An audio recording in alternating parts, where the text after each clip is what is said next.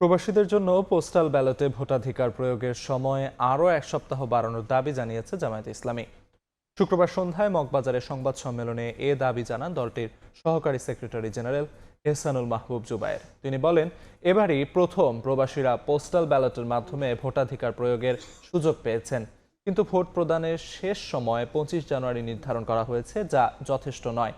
এছাড়া অনেকের বিরুদ্ধে নির্বাচনী আচরণবিধি লঙ্ঘনের অভিযোগ তুলে তিনি বলেন, লেভেল প্লেইং ফিল্ড ধরে রাখতে ইসিকে দায়িত্বশীল ভূমিকা রাখতে হবে।